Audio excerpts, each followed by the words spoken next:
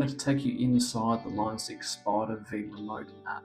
Now, I'm doing this on a desktop on my MacBook, but you can also do this on mobile devices now.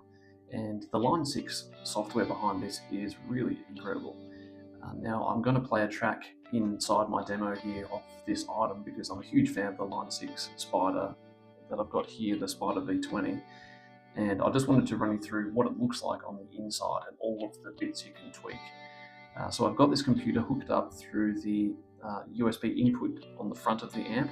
Now you can actually record this into your DAW, so whether you use GarageBand or Logic or Pro Tools or whatever, you can do that silently. You can turn the amp down all the way on the front or have a headphone output, which is also on the front of the amp, and record silently. But I'm just going to show you through here what I've done. Now, if I look at this preset here, this is one of the ones that I used in the demo. This is for the 1964 Fender Blackface. Obviously it's not called Fender for copyright reasons, but you get the idea. And within this, in the amps section, you can see that you've got a clean selection of amplifiers.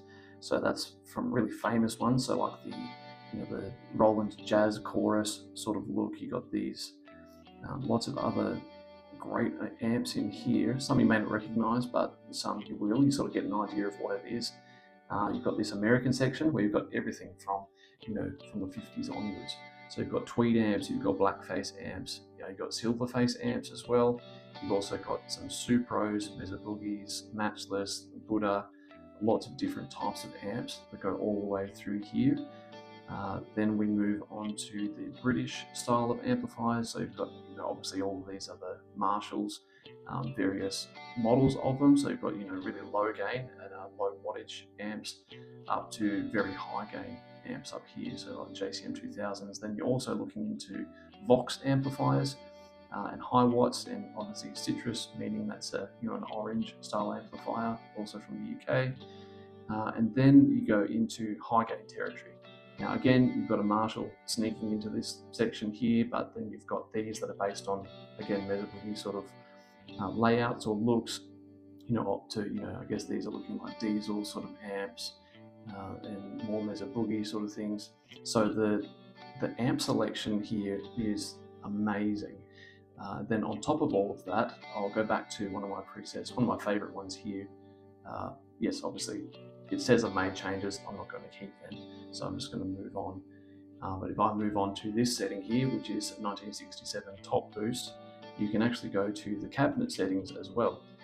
Again, I'm using the matching 212 cabinet, but you can use something else if you like. So a mismatched cabinet, different size cabinet. So whether you're going for like a 110, 112, 8-inch, 6-inch, if you're looking for something like a really small radio sort of sounding amp, which might just fit that exact thing you're aiming for in a recording, all the way down to quad boxes.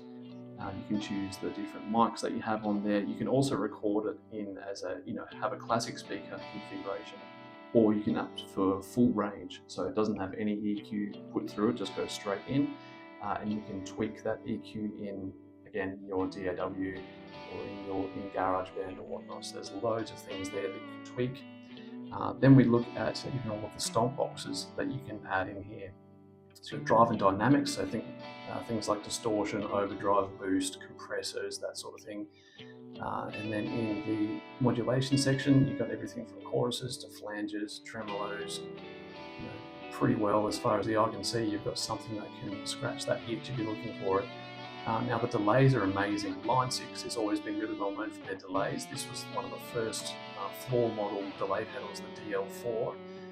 There was a couple around at a similar time. TC Electronic had the Nova delay, which is based on this one here. Back at the top, you have that sort of based on that Boss delay. Then obviously you've got this is based on a tape delay, so you can tweak how many heads you've got in there, and the flutter, which is the age of the tape.